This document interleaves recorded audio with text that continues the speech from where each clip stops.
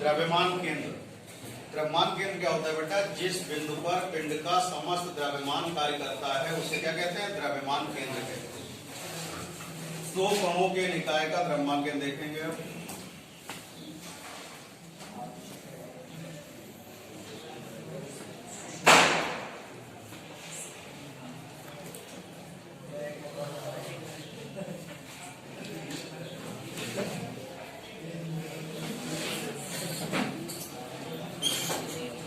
मान लीजिए एक पिंड है जो कि दो कणों से मिलकर बना है जिनके द्रव्यमान m1 m2 है और इनके स्थिर सदिश r1 और r2 है और द्रव्यमान केंद्र का स्थिर सदिश rcm है।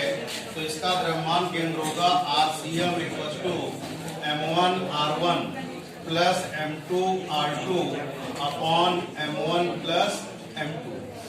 ये दो कणों के निकाय का द्रव्यमान है। rcm m1 r1 plus m2 r2 upon m1 plus m2।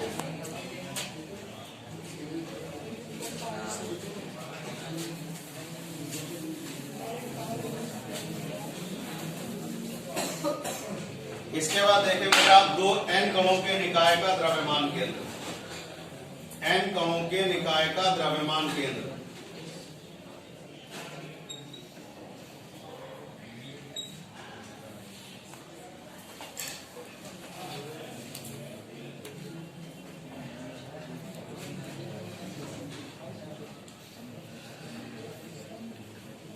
मान लीजिए एक पिंड है जो कि n कणों से मिलकर बना है जिनके द्रव्यमान क्रमशः m1 m2 mn dot dot mn है और स्थिर सदिश r1 r2 rn है और इसका द्रव्यमान केंद्र का स्थिर सदिश क्या है बेटा? rcm है।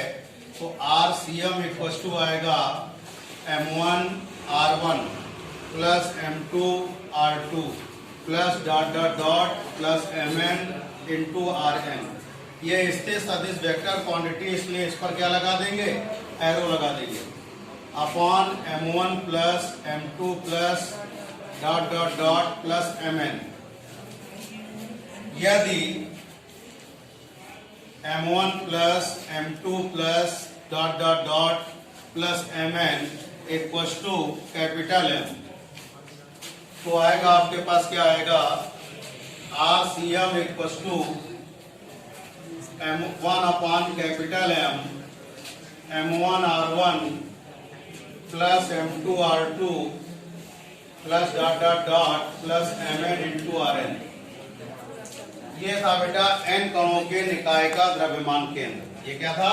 n कणों के निकाय का द्रव्यमान केंद्र।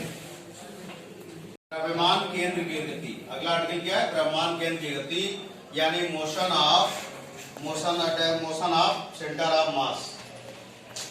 मान लीजिएगा एक पिंड है जो कि n कणों से मिलकर बना है जिनके द्रव्यमान क्रमशः m1 m2 m3 है और डॉट डॉट डॉट mn है। स्थिर सदिश r1 r2 और rn है। तो इसका सेंटर ऑफ मास होगा बेटा rcm equal to 1 upon capital M m1 r1 m2 r2 plus dot dot dot plus mn into rn।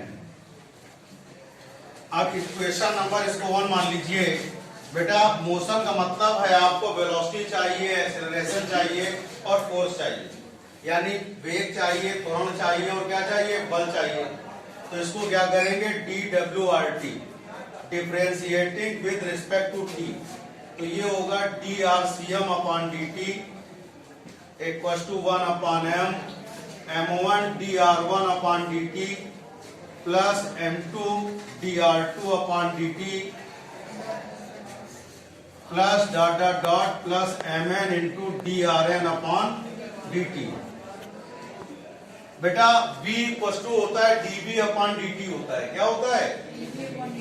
v equal to dr upon dt होता है। v इक्वल टू क्या होता है? dr upon dt।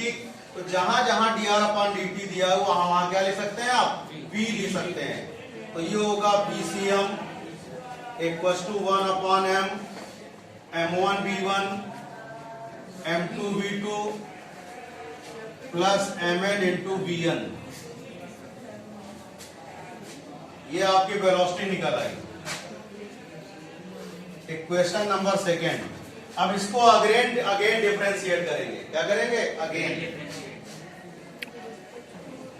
Again dWRT, इसको दोबारा differentiate करेंगे तो ये आएगा बेटा dVCm upon dt equal to 1 upon m1 dV1 upon dt plus m2 dV2 upon dt plus dot dot dot plus mn into dVn upon dt।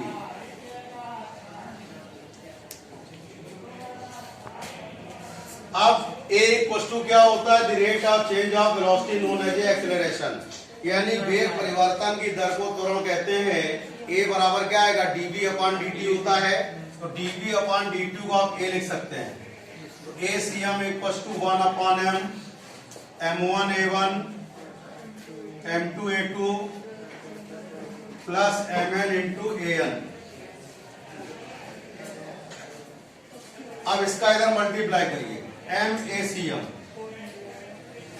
M1 A1 plus M2 A2 plus dot dot dot plus MN into AN। आपके पास ये आ गया। अब देखिए यहां से force equal to क्या होता है? आपके पास MA होता है, तो ये एक्सटर्नल फोर्स आएगा, यानी Y1 क्या होगा? एक्सटर्नल फोर्स ने Y1 बराबर F1 plus F2 dot dot dot plus Fn। तो ये था बेटा आपका motion of centre of mass, यानी द्रव्यमान केंद्र की गति। एक बार फिर समझ लीजिए, मान लीजिए एक पिंड है जो कि n कणों से मिलकर बना है, जिनके द्रव्यमान क्रमशः m1 m2 dot dot dot mn है, और एक से सदिश r1 r2 और डॉट डॉट डॉट rn है। तो इसका सेंटर ऑफ मास होगा RCM equal to 1 upon m equal to m1 r1 plus m2 r2 plus mn into rn 1 upon capital M। अब इसको वन टाइम डिफरेंशिएट करेंगे dWRT, differentiating with respect to t, तो dRCM upon dt 1 upon m m1 dr1 upon dt m2 dr2 upon dt mn drn upon dt, और v बराबर होता है dr upon dt। तो जहां जहां तुमको dr अपॉन dt दिख जाएगा वहां वहां v लिख दीजिएगा। तो ये VCM V1 V2 Vn। अब इसको अगेन डिफरेंशिएट करेंगे t के रिस्पेक्ट में, again differentiating with respect to t, यानी t के सापेक्ष अवकलन करने पर dVCM upon dt m1 dV1 upon dt dV2 upon dt dVn upon dt। और a बराबर क्या होता है? dV अपॉन dt होता है। जहां पर आपको dV अपॉन dt दिख रहा है वहां a लिख दीजिए। ACM equal to m1 a1 m2 a2 dot dot dot mn into an। Capital M का इधर मल्टीप्लाई करेंगे तो MACM equal to m1 a1 plus m2 a2 plus dot dot dot mn into क्या होगा? an आएगा। और ये बराबर कितना होता है? ma होता है। जब कोई फोर्स अप्लाई किया जाता है सेंटर ऑफ मास पर रिएक्ट होता है, इसलिए हम इसको क्या बोलेंगे? External force. क्या बोलेंगे?